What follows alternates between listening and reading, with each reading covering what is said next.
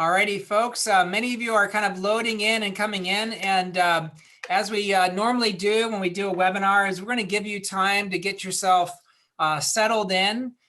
This is a little bit like people filing into a movie theater, in which we have to kind of give you times to get into your seats, and so none of you are going to miss anything. We're just going to kind of wait for you all to get in. So I'm watching the participant number, and it's continuing to climb, and that's exciting. I'm so glad that so many of you could be here, and we're going to start in about, I would say about 10 seconds. We're going to get ourselves started.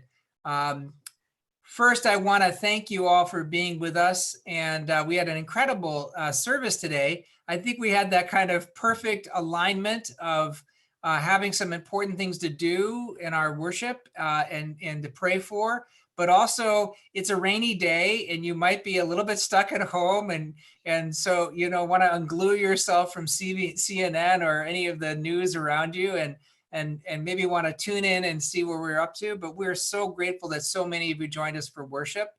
And we're so grateful that so many of you are with us for this webinar. And just to begin of where things are, I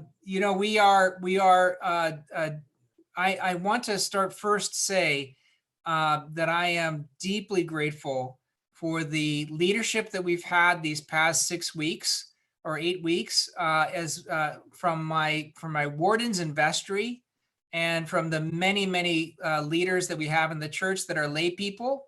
I'm also incredibly grateful to my staff and my clergy for the incredible work that they have done. I think that when the history is written about this pandemic from the perspective of Christ Church Cranbrook, this history will find us having continued to be the church that God has called us to be, as a critical moment in our history when we learned that this church was more than the building. And we certainly have learned that these past 8 weeks. We are continuing to grow as a church, and we have new members that are joining us. And one of the things that we're trying to discern is exactly what that membership looks like when it is virtual rather than simply blended or in person. And it's my hope that we'll find something soon to kind of a place to be so that we understand where we're going. We've continued to serve as a church, which has been incredibly amazing. Over $150,000 has been dedicated to the responses that we are supporting to COVID-19. And this has been involved with supporting our frontline workers, food security, shelter, and now we're moving into financial insecurity. And I'm incredibly indebted to the Mission and Outreach Committee and to Pastor Manisha and the wonderful work that she's doing and leading that. I also am grateful to the ways in which we have been engaging and growing and meeting people and canvassing people and finding out who needs to be contacted. So there are that's been led by Father Chris and Jill and Bedness and so many people, and I'm grateful for the work that's been done there. And I also am grateful for the incredible work that we are doing for our children and youth. And one of the things that we're trying to negotiate with that particular ministry is to realize that our kids are being Zoomed to death like the rest of us. And so how do we stay present with them and to be life-giving with them? And from every indication, we're doing that work really, really well. I also finally want to thank our communications team as well, because I can't imagine putting more pressure on a department than we have to make this transition and make these changes. So in every respect, the church has been thriving in the mission that it's doing, and things are looking good despite the challenges that are in front of us with regard to our finances and the economy.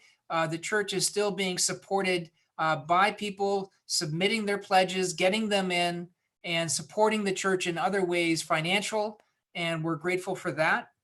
We continue to work on our capital campaign project, and we've recently made a hire of a owner's advocate, Bob Fermaso, and he has brought a lot of energy and organization and knowledge to the work we're doing. And so we're moving steadily to work on our biddable plans and to go through the necessary consultations and that we need to do to make sure that this new building that we're going to be putting in place is going to meet all of our needs now and in the future. And also that it's going to be sustainable by us. And I'm incredibly happy to tell you that I think things are going along very well there. We've had to iron out processes, and it's been asking us as leadership to juggle both the ministry and mission of this church and the work that we're doing on this capital campaign. And so I'm really grateful for my wardens and the work that they've been doing to iron out this process. I don't think we could be better led than having, a therapist and an engineer at this time. It's almost as if we were ready for this. So I am grateful for all of the leadership that we've had at this moment. I want to say a couple of things, and then we're going to turn to questions. And just like our webinars that have been so successful, I'm going to kind of be the MC of this meeting. You have an option to offer questions either through the chat boxes, which are in if you're a registered member, or you can, there's a place for you to ask a question as well. At the base of your screen, you'll see Q&A and chat. If you're looking at us from Facebook or from YouTube, just put it in the comment bar and not Facebook, sorry, YouTube. Just put it in the comment bar and it will find its way to us. Pastor Manisha is tracking that as well. So the couple of things I want to say is, as you know, on a political sphere, in the political area, we're in the midst of trying to figure out how to do a kind of phased reentry back into normal life, although using the term normal is maybe not the best. But somehow, and with some timing, we're trying to get ourselves back to where we were before this pandemic. And we've been given some leadership as well by our bishop, Bonnie Perry, and that leadership has articulated 3 phases for the way we can move back into the life that we had before the pandemic, or something like that. And the first phase is hiatus, and that's where we are right now, where the only people that can really be in the church for an extended period of time are me and my family.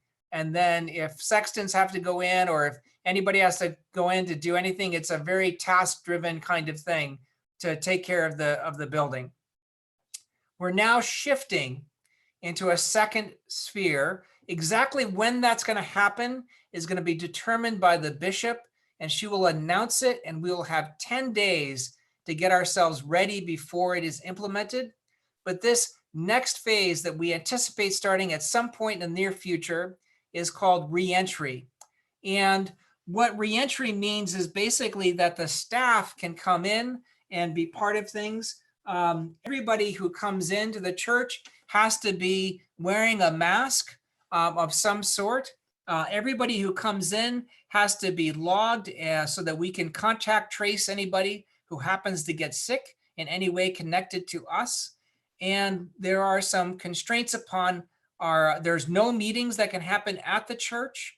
There's no requirement that staff have to come to church, but just basically it's a kind of soft open for the offices. And we don't want volunteers coming into the offices either, because we want to make sure that we're being as safe as possible during that time. And this is what the bishop has directed us. And then there are some constraints upon our worship that have been put in place. We cannot, if we were to gather in person for worship, we could have no singing, because singing is seen as one of the catalysts for the virus, because when you sing, you kind of spray a little bit, and the aerosolization of the virus happens during that time. That everyone, including the worship leaders, have to wear a mask. There's no communion or Eucharist, no sharing in the body and blood of Christ through bread and wine, and that everybody has to be spaced out according to the dictates of social distancing, which is 6 feet. And we have a limit of only 50 people that can be in the church at any one time for a worship service. And then there's no congregating, there's no receiving line, there's no coffee hour, and everyone has to leave right after the service. And finally, there are, again, no in-person meetings at the church. So when I discuss this with my leadership here, with the wardens and the clergy, and with the staff, we've realized that for us, phase 2 is going to be basically allowing the staff to have better access to the building. The reason being is this: we cannot, right now, we have a significant following online, and those online services have been able to be powerful and spiritually enriching, and offer opportunities for interaction. And as we make some changes to our technology, we're going to be able to even broaden and deepen the kind of worship we can provide to you online. If we were to do worship that would be in line with the criteria that the bishop put out for phase 2, we would have to lead worship with a mask on, and that would be right now we feel that that would be less than what we would want for worship. And so what we've decided to do is we're going to continue to do worship online. We're going to explore opportunities to have outdoor worship and to increase our outdoor activities, because one of the blessings that God has for us is we have an incredibly beautiful campus.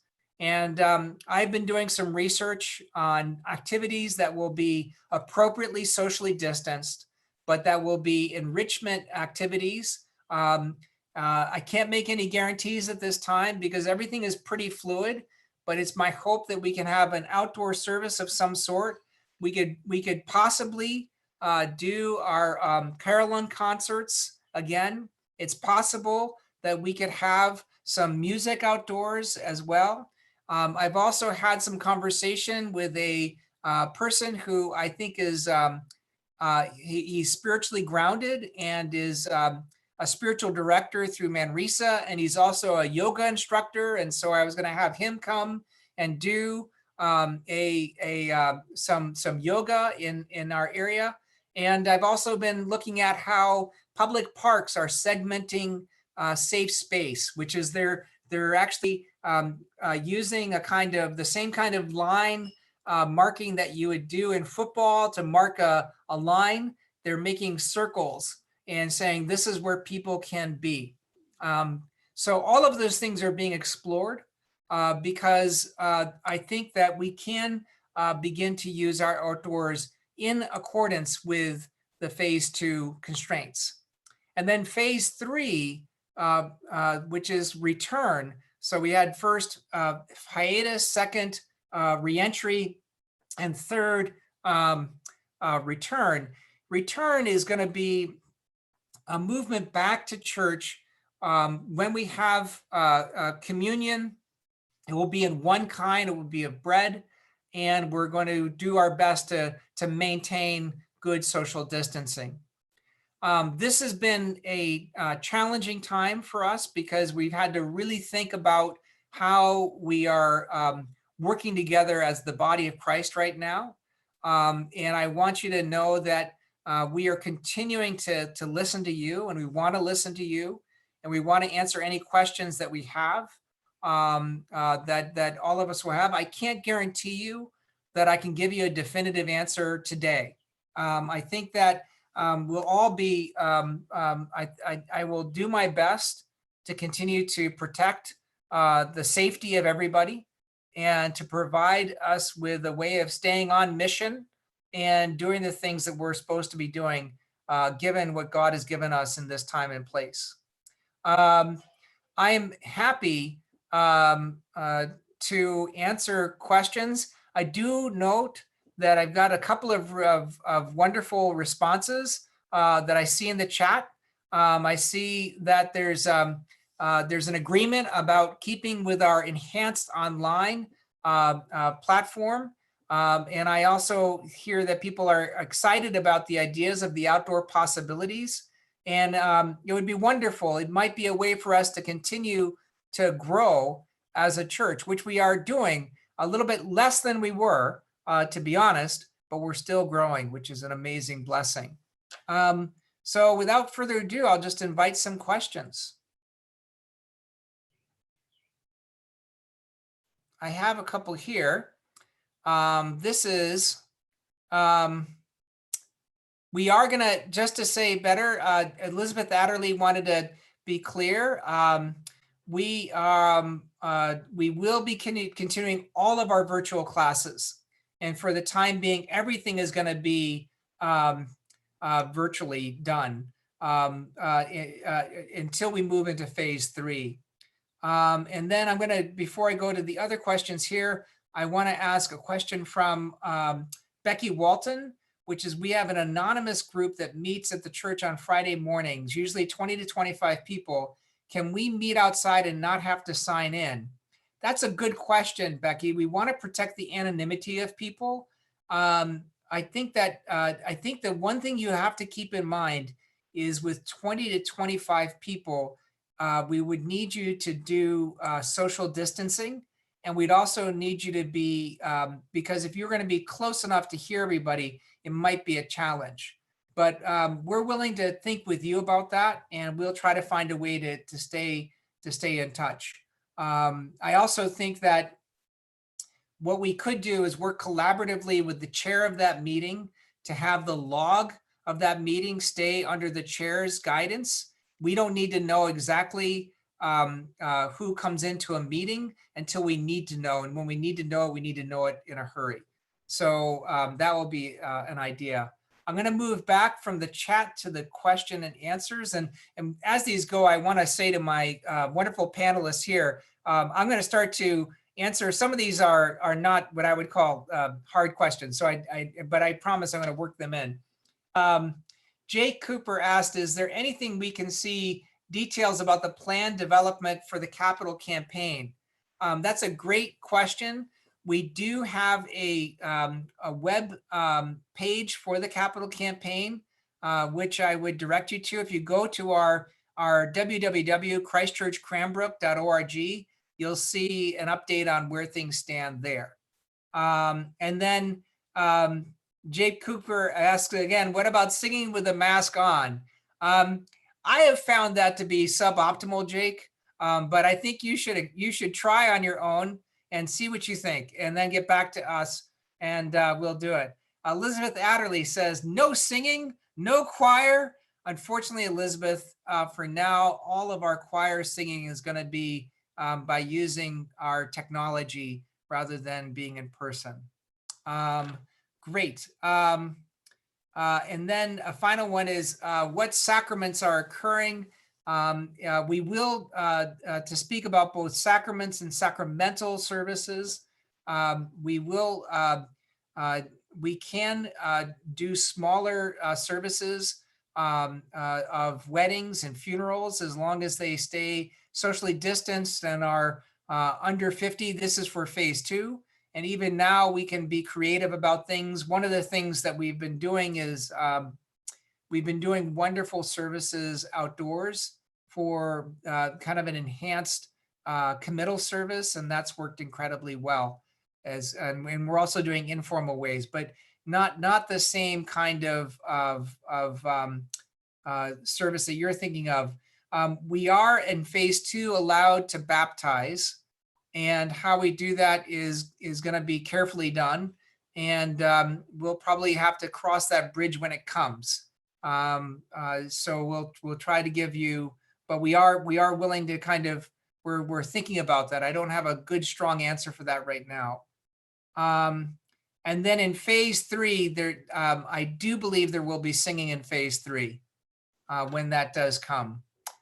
So now I'm moving to, and I'm just going to ask for further comment on any of these, and I'm trying to summarize a document that has different phases and different stipulations. Pastor Manisha, Father Chris, have I missed a detail here? I'm going to ask that we share with the group where they can actually see the actual document that was given by the bishop. So we'll throw that in the chat. Excellent. And therefore, you can understand the parameters that we're trying to deal with. There's been a question about having an opportunity for older people who don't use the technology to gather. The concern about that is, of course, the older population is the more vulnerable population. So, you know, I think that we would probably refrain from that until phase 3. Yeah, and I want to move into a couple of more questions along those lines. By putting that up, you know, you have to understand that we've had to interpret that to fit our context. If we were a smaller church in which we had an average attendance on Sundays of fewer than 50, in which our life together was such that we could somehow manage, which I'm not sure how many churches can get of that size, can actually be in the building at the same time. It may have made sense for us to live within the constraints that were being imposed. The thing that's happening is, thank God we continue to be a robust and dynamic church, and thank God these worship services are helping us grow and deepen our spirituality. And so it's hard to hold both at the same time, and so we've decided to go with one. I'm going to go to some questions here, and and Manisha has put up the document. Let me begin with Mel Carpenter, and then I'm going to shift over to the other ones for a bit. Mel asks, is there any insight into the September return to full worship set by the Roman Catholic Diocese of Detroit? I have to say, the Diocese of Detroit has their understanding of what constitutes safety. And for them, they don't believe that their priests have to wear masks, and they don't believe, they believe somehow that they can still distribute communion during this time as they move into the next phase. I, in good conscience, support the bishop when she says that that is not safe.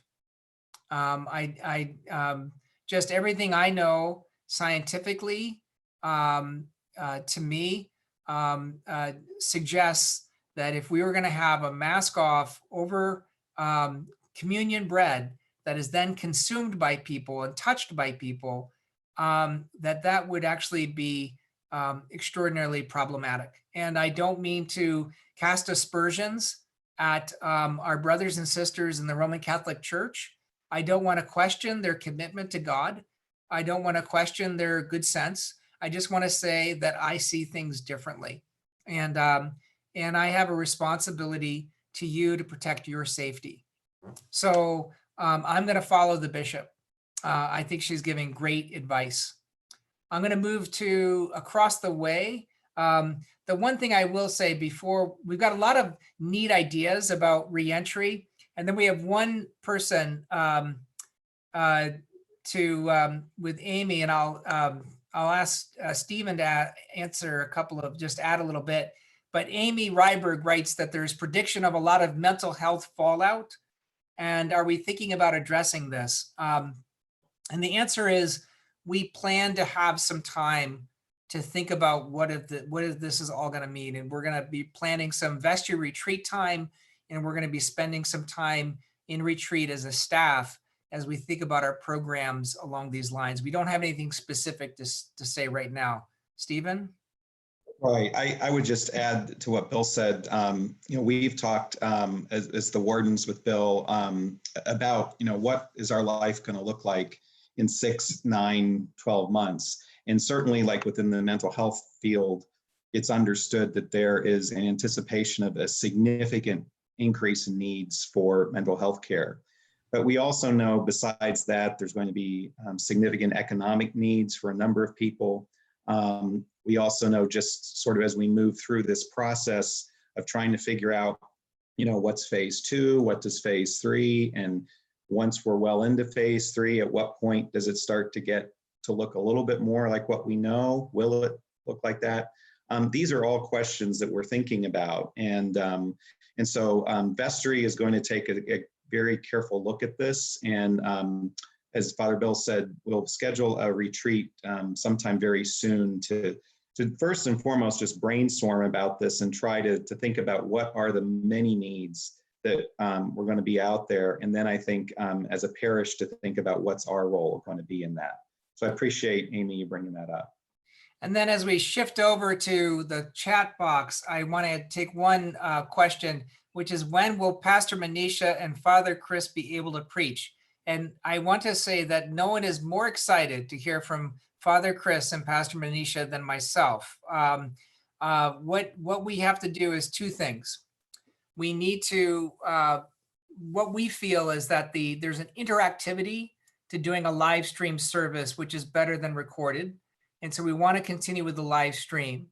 And we're putting in place technology that's going to allow us to have a little more dynamism with our live stream camera, so that we can actually have ways to splice in their sermons, even if they're not present at the church.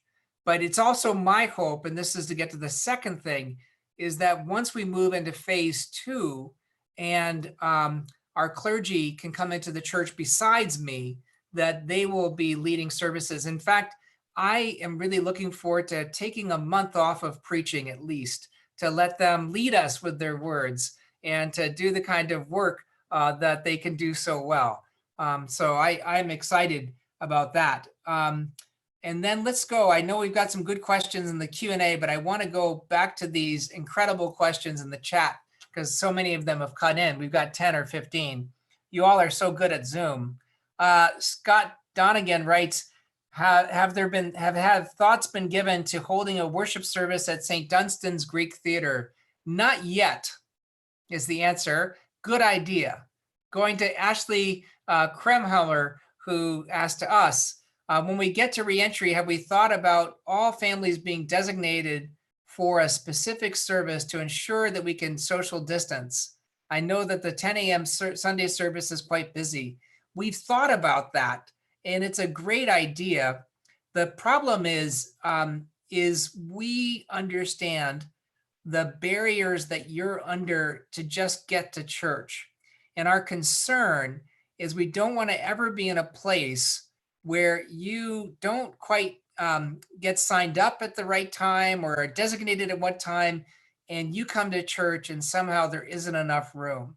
So that's what's been stopping us so far, but I don't want you to think that we are not concerned about this and are thinking this through. We're also been toying with the idea of maybe adding some services. And the one thing that we can do, which I should have said earlier, and I apologize for not saying it right out from the beginning, we can see that the church is open for personal prayer. And we're going to work to actually have that monitored and available to you so that you can go in for personal prayer and have some of that socially distanced time with God. Elizabeth Adderley supports trying to sing with a mask. Probably will sound muffled, but oh well. I think this could be a completely, Elizabeth and Jake, I think you guys really need to do some research on this. I think, there used to be like Hummer choruses, right? Where people would hum, right? Or whistle. We should imagine this as a way we could maybe have in the future. Who knows what's going to come out of this? But I think right now we're going to try to work with ways we don't have to have a mask. And, just to say, one of the ideas that I've been brainstorming with is I'm wondering if we could put some plexiglass up or something like that strategically, so that we can have some safety and so fulfill the work of a mask in that way. Lisa Lawson is asking that, again, the singing with masks can be a bit harmful because of CO2 exchange and will lead to a lot of dizziness. Lisa, that's a good point. I think a lot of people feel dizzy at church. It's usually because of my sermon, but this is good. We should avoid it. And then, are there any plans to provide more participation opportunities for our older members and those that may not have access to technology, either knowledge or hardware? Great point. We did do an incredible parish canvas in which we have done more than 700 people that we've reached out to. We probably will need to circle back and work with some of our older people. When we initially contacted them, they were among our most resilient. Everybody else was being rocked by this, but not the people over 75 were incredibly resilient.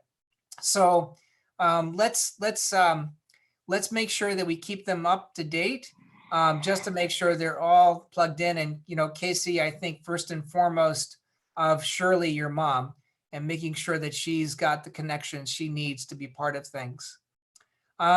Moving down to Carolyn Russell. How about reaching out to help those who are computer challenged, maybe a small online webinar? We have been doing that informally, and maybe we do need to do that. Chris wants to add up something on that. Yeah, just to follow up on that. That's been one of the questions that we've been asking folks as we call them at home to see how they're doing, to ask if there's anything we can pray for. We ask them, how have you been connecting to the church? Have you been accessing the Zoom calls? Have you been watching the services online? And whenever we find somebody who's been having challenges around that, we do connect them with somebody who will help them over the phone to either get connected or to get what they need to. And I can think of at least one parishioner who's never had an email account before. And she now owns an iPad, and she's been watching services online. She's now getting our emails, and she is participating in our Zoom calls in Bible study every week. So it's really been great in that regard. So yeah, we are trying to work with people to help them connect. And we also acknowledge that for some people that will always be a bridge too far. And so we are making every effort to identify who those folks are and to build if we have to, a phone ministry where we do check in on them and stay connected week in and week out. And I want to just pick up on that and say one more thing. We've got 15 new questions, so we're going to keep on moving. But to give you one example, we've had one parishioner that was part of the 700 calls. For some reason, it's sticking in my mind. And they said, they just prefer being in person at church. And so they haven't followed church online. And my suspicion is that they're going to get to a point where they're going to want to try it. And so we're going to have to continue to reach out to them, because to answer another question quickly, we don't know how long phase 2 is going to go. And then frankly, we don't know if we're going to stay in phase 2 or move back to phase 1. There's no guarantee we're going to go from phase 2 to phase 3. What we do hope will be the case is that once we put in our enhanced audiovisual equipment and fully go online, that there'll be an opportunity for us to continue to enhance our worship than what we have right now. And that's going to be put in sometime in the next, we were supposed to have it last week. No aspersion to the people doing the great work for us. I think we should probably, somewhere in the next 6 weeks, we're going to have new AV equipment, and it's going to be magnificent. So and just to jump in real quickly, yeah. With the question, I too am somebody who is missing being there in person and to have the service as we usually know it. But I do think many of us are very conscientious of this, and particularly with, like as Father Bill said, with the enhanced sound system and video system we're about to put in. I do think we can move more in that direction to make it look a little bit more familiar to what we know. But again, we're living in a times where there's so much uncertainty, and maybe phase 3 will be here by September. Maybe we're back to phase 1. I think that's just an unfortunate reality of this. To keep moving along, and thank you, Stephen. I think we've got some great ideas that are kind of corning up. Maybe adopting a senior and things like that. Right, our first move through our senior population was that they felt that they were doing well, but we need to be in touch with them. You're right. Another question that was raised by Alyssa Downs is that at a big church in Plymouth, they have started doing outdoor services like a drive-in movie style. You will not be surprised, perhaps, to know that I looked into that. And we've been looking at ways in which we could rent a screen or buy a screen that could help us to do kind of outdoor movies. A couple of things are inhibiting that. One is that the kind of screen we'd have to invest in would be one that could work during the day. And that's a significant investment, maybe more than we should do right now. And then we thought of doing a screen and doing like movie nights, but right now in the summertime with nightfall happening, later and later and getting close to 9 o'clock, that's just getting a bit late for us. And we do have zoning ordinances that we have to be mindful of. So we can't actually just move into the movie theater business without realizing that there's going to be some challenges by our neighbors, and I think legitimate. So we did explore that, but right now it's not quite ready to go forward on. But I think it's a great question. Thanks, Manisha, for sharing, and thanks, Father Bill, for your support of the bishop's leadership. That's Lisa Lawson. Thank you, Lisa. I think Father Chris has been just as supportive, just to say, and as well as the wardens, just to be inclusive. We've all thought the bishop has been giving great leadership to us. And we're also, there's some follow-up on reaching out to those who are facing out on underlying conditions, but I think we've addressed that.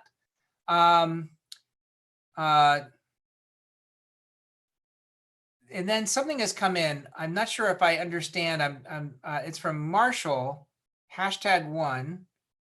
Father Bill, you told us you did not want to borrow to build, which I believe the congregation was comfortable with, but in fact, you have to borrow to build. Borrow? ?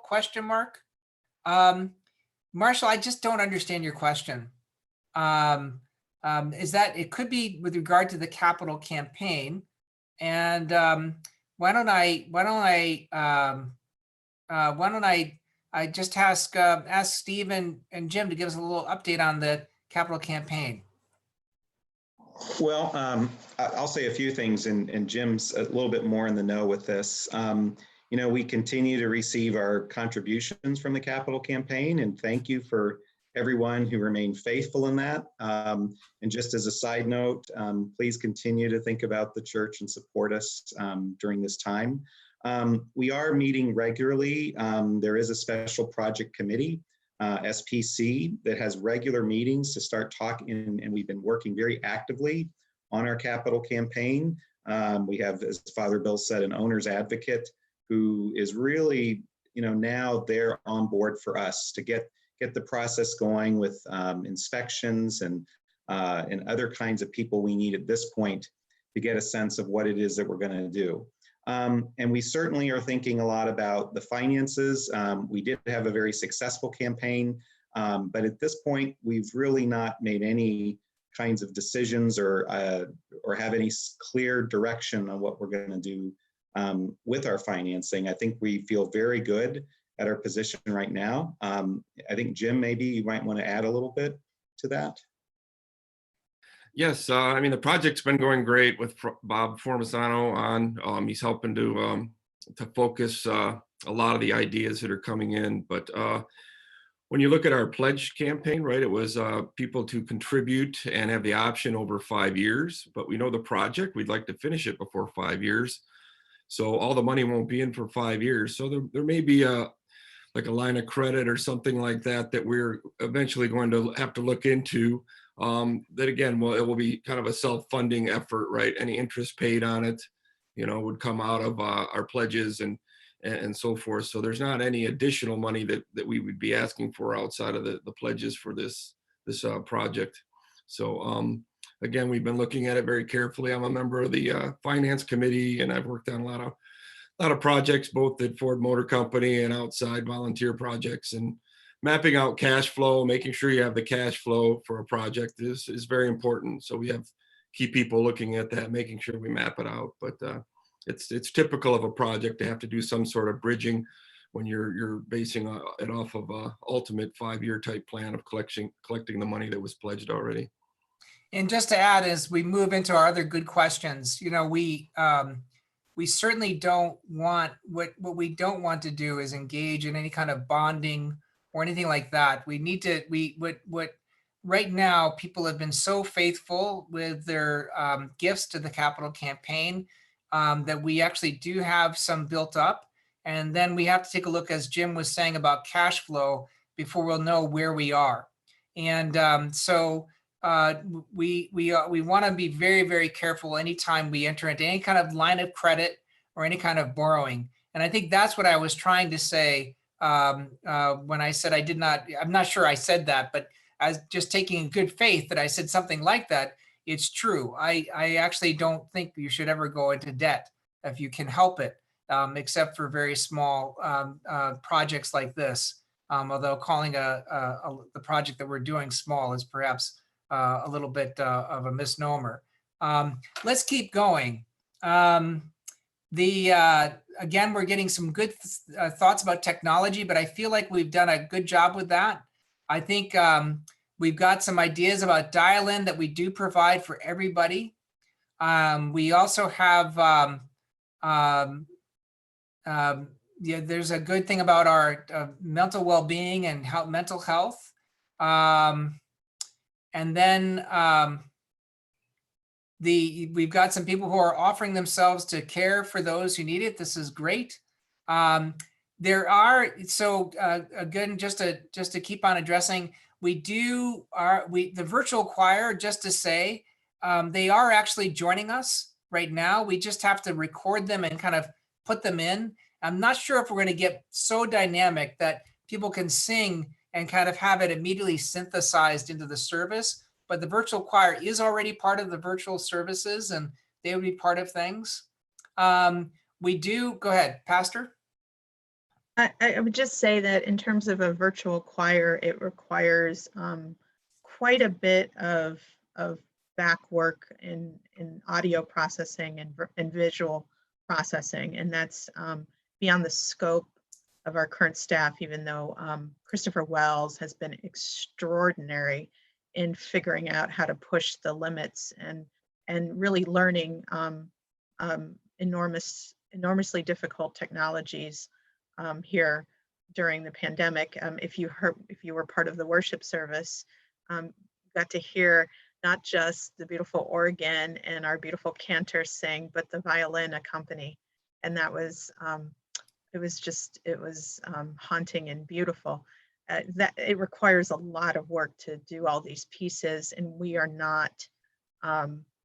still not able to get into the building as a staff, and also we're missing some important equipment that we are hoping to get in soon, as Father Bill mentioned. So all of that is a hope, but there's a lot of pieces that still need to be put together for all of it to happen. And just to say, as we are going to be looking into this and hopefully adding this in a more dynamic way as soon as we get this technology up and running. And then I also want to say that we plan, this is from Lee, and I think someone said something similar about people who are older. Can we stream funeral services to help them stay safe? And just so you know, we've been doing that for the past 4 years. We have done funerals and weddings for people who haven't been able to travel to them. And with our enhanced capabilities, and I want to say, I am so grateful to past staff who saw this coming in a way. Peggy Dahlberg, who was our former director of communications, now being incredibly well led by Sarah Buckley, but Peggy was the one who got us online first and foremost, and she really did it in a way that was at a good price point and made sense for us. And had it not been for that initial far-reaching decision that we all did together a few years ago, we wouldn't have been so well positioned as we are today. I want to go and say, so I think that we are going to do that. We are going to have, I'm open to discussing, I wouldn't call them individual baptisms, but I'm open to discussing ways in which we can do baptisms that will be in line with the guidelines that we will have in phase 2. Many people have decided to kind of hold off, and we've been in touch with all those. And in about 2 hours, we're going to meet with everybody who is about to be baptized, and we'll talk with them. But by and large, most people want to wait until we're back in the church together. But we're happy to think about any good thought you have about that. Lisa Lawson says, thank you for acknowledging ambiguity and uncertainty in the phases. This is important to hear from our leaders. I have no way of being your rector than to be so authentically. And so I pledge you my transparency in all of this. And so I've never thought I could lead otherwise, and I'll never try to lead any way different than that. I'm moving through. There's some good commentary here on what we need to do. I'm just gonna. There's some people who are, yes, anything that you have any problems with connectivity or engagement, contact Father Chris. And someone asked if they could volunteer with the Capital Campaign. We are well staffed right now with that, with good lay leaders. But please, we'll have you, Jake, contact. Why don't you contact me, and I'll see you through there. And moving through to good answer regarding borrowing. By the way, Marshall #1, I'm so sorry. I knew you were saying something about the Capital Campaign. I just didn't quite understand it. And thank you for being so gracious and being patient with us. And then for the entire clergy, this is from Eric Linder, which means I think he'd like to hear from you, Pastor, and you, Father. For the entire clergy, office and support staff have accomplished near superhuman things this Lent and Easter. Nonetheless, I so hope that the congregation as a whole, and that's where it ends. I'm sure that it was, I think that I know this nevertheless is going to be really powerful, Eric, and take your time getting to us. Well, after your sermon today, Bill, and what you presented, I was so really moved seeing what the parishioners are doing here. And I'm so grateful for what you all have done and given of your time for that. So I would say we've got some pretty superhuman people in our parish as well. I'm really thankful for what you're doing. Well, we are all, it's a team effort. Every time we do our online services, even though it's Claire and me in the church, it's like the moon landing with Houston in the background, coaching us through every step of the way. There's a couple of things over in Q&A. I'm so sorry, Eric, if you can type in the nevertheless, I hope. Does not lay on them the expectation that they can magically turn back the clock, pardon the hiccup. Yes, here's the thing about the present time and place that we're in.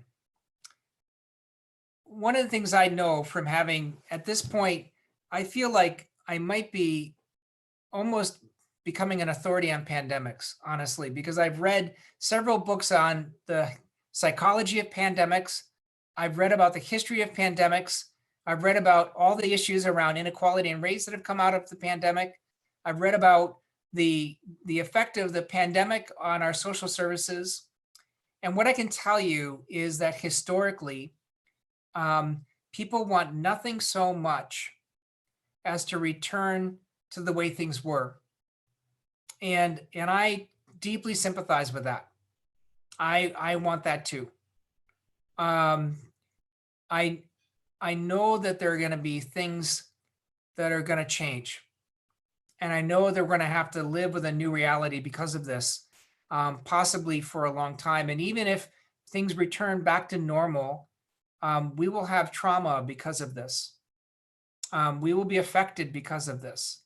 The people who didn't get a chance to graduate, who are heroes to me, those young people are going to carry that with them a little bit, and that's okay. And we're going to have to be compassionate towards one another. And we're going to have to be, we're going to have to develop our own skills for empathy, and we're going to have to learn to live well together in new ways, no matter what. So all of us want to go back, but we'll probably not be able to go back immediately. And then one of the things I have noticed is that the new normal is often a more resilient and wonderful place to be. Everything I've read is that when we go into a new normal, things are better and enhanced. For us, I think it's going to mean that our online capabilities are going to be enhanced over the next few years, and that we are going to have our reach broadened as a church and our spiritual life deepened as a church. So that's my deep hope. I want to go to a couple of things.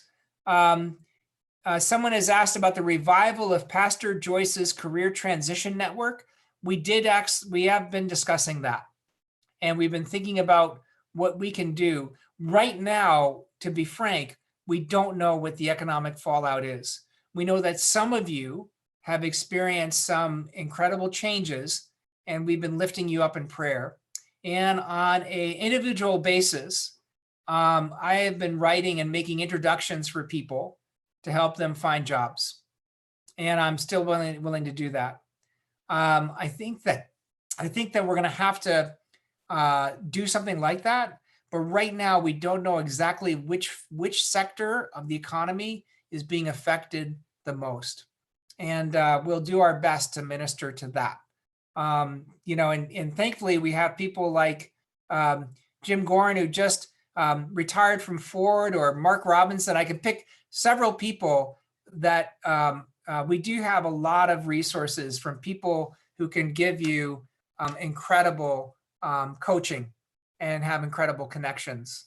So we will be using you guys for that, most likely. There's an anonymous question that came in and said, you don't have to answer this, but I will. But do we have any idea of what will happen for Little Lambs this fall? And the answer is no.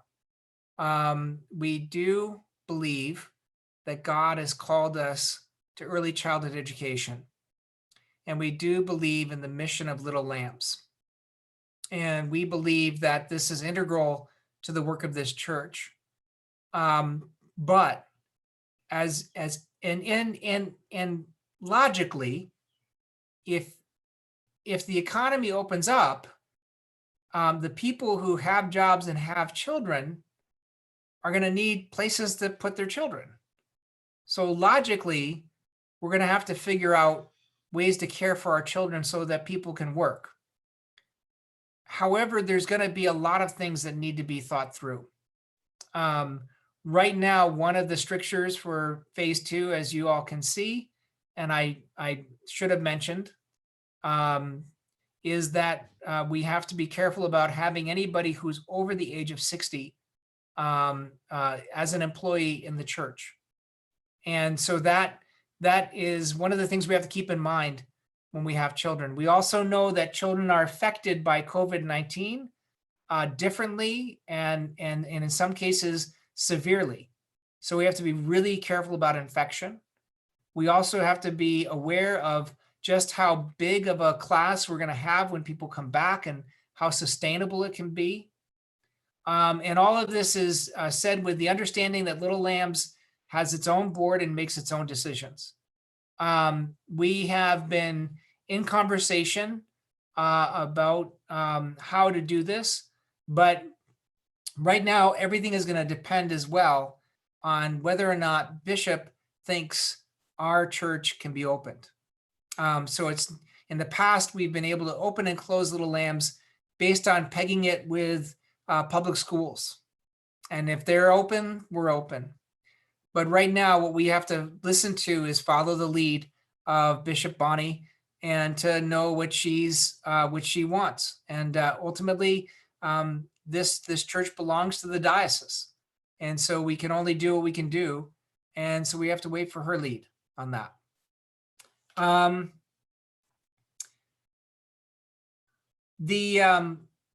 Yes, Alyssa Downs asks a great question. Are there ways that you have thought of would be good for lay people to support one another based on the various needs you have seen emerging, whether emotionally, financially, medically, and etc.? I would encourage you, Alyssa, and you've been so amazing with Flower Guild and the things that you do. I think you should contact Father Chris. And I would say the same to Jake, who is wanting to be confirmed, that you be in touch with either Father Chris or Pastor Manisha for confirmation.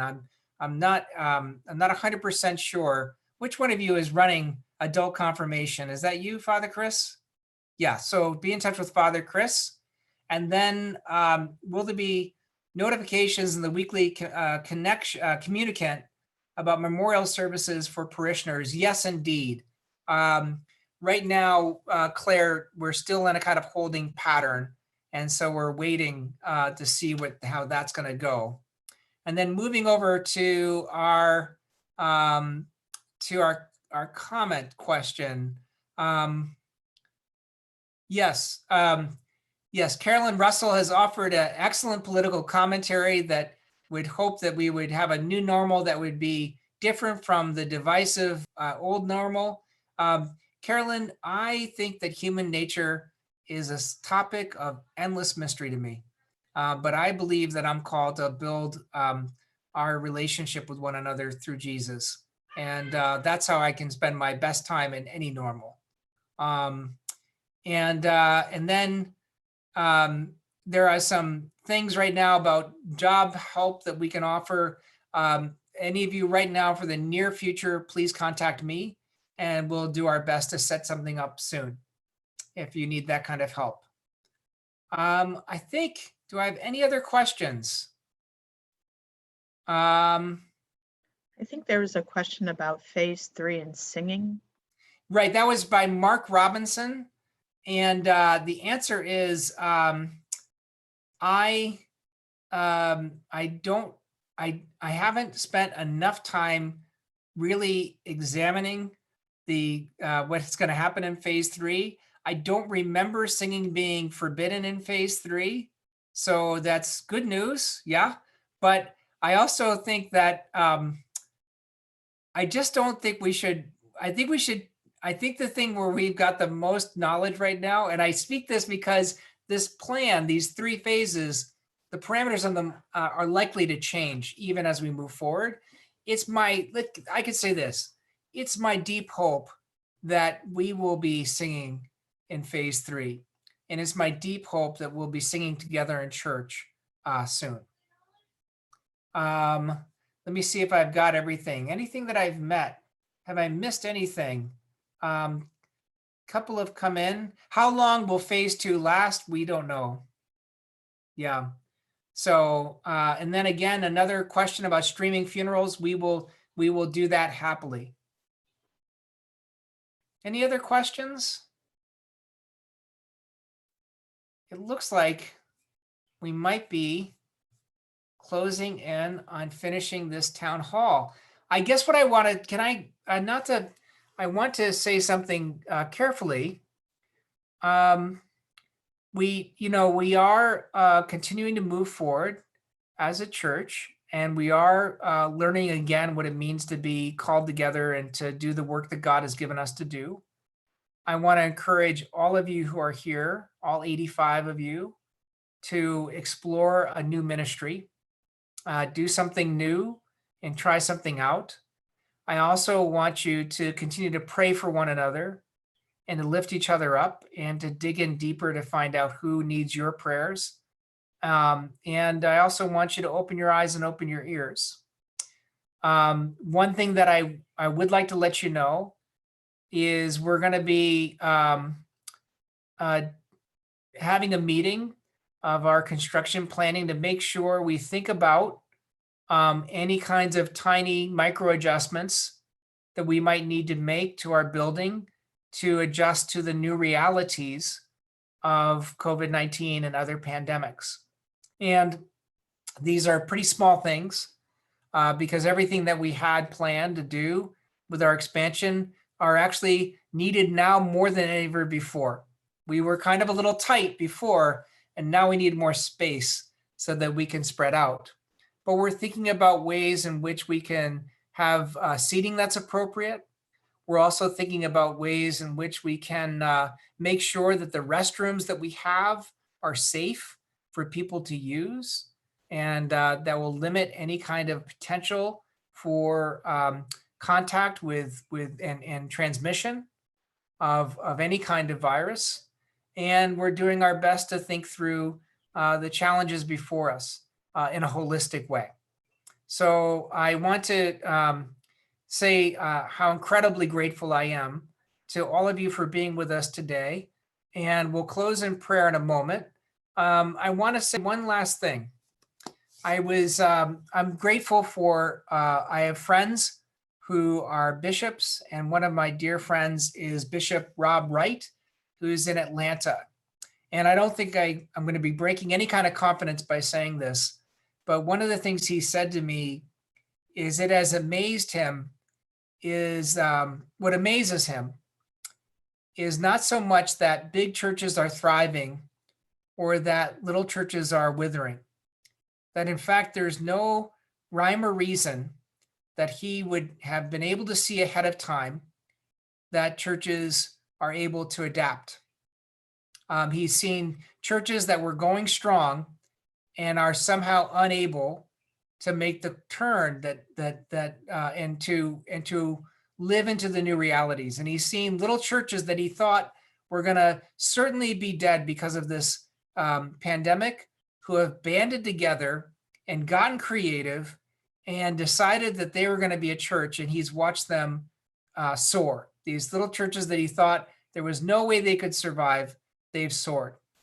And that taught him that what makes a church able to negotiate things like this is they had a kind of adaptive, nimble approach to begin with. And for the past 5 years, we have become an incredibly adaptive, nimble congregation. We've been able to do new things and try new things.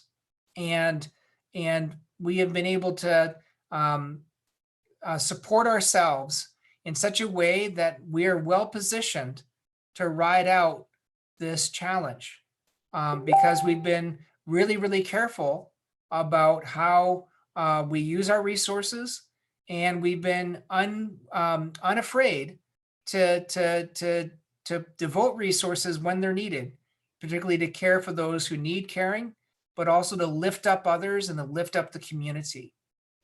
And by the grace of God, God has blessed all of that. We are thriving now, not because we're big and not because we have resources. It's because we've been changed by God over these past few years. And we owe that thanks to you all for your wonderful ministries, for so many of you for joining us, and most of all, to God, who has decided for reasons that we will always be grateful to support and enliven and dwell with us and to lead this incredible church. So without further ado, I would like to ask, wait, what's this? What are you saying, Pastor? I would like to have Pastor Manisha close us with prayer. I was pointing to Father Chris. Oh, you didn't want to close this with prayer? Well, That's right. why don't both of you close this? Because we're all waiting for you all to just step up to the plate and start preaching. So maybe Father Chris, you open us, and then Pastor Manisha, you close us. It'll be very Baptist, but we're learning new things. So It'd be a long prayer, you realize. I know. I've realized there's Get risk involved. comfortable. Put on another pot of coffee. Here it comes.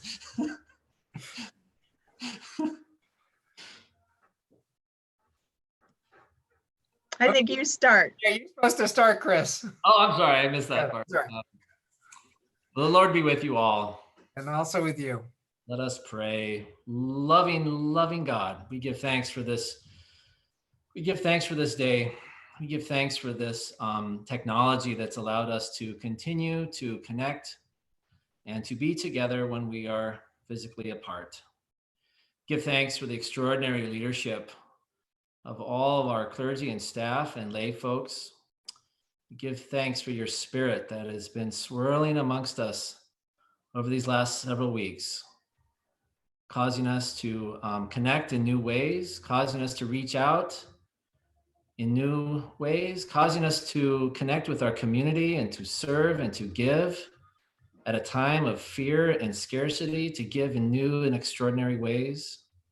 Give thanks for the opportunity for this church to be a place of gathering for the wider community and even beyond the nation as we grapple with these topics of where does our faith play out in the midst of a collective trauma that we are going through. We give thanks for all the ways that we are seeing each other discover God, to discover our faith anew, to try on new practices, to try on new relationships, and to rekindle old ones. We give thanks for all of these things. And we know that we do it all, not alone, but always with you. I pass it over to my sister. Lord, I thank you for this church and my brothers in ministry, and we end with some ancient words said long ago to God's people from the book of Colossians. As God's chosen ones, holy and beloved, clothe yourselves with compassion, kindness, humility, meekness, and patience. Bear with one another. And if anyone has a complaint against another, forgive each other, just as the Lord has forgiven you, so you also must forgive. And above all, clothe yourselves with love, which binds everything together in perfect harmony. And let the peace of Christ rule in your hearts, to which indeed we have been called in one body. In Christ's name we pray. Amen. Amen. Thank you, guys. God bless you all. Wonderful to be with you all. And I think we're ready to close shop. Have a wonderful day.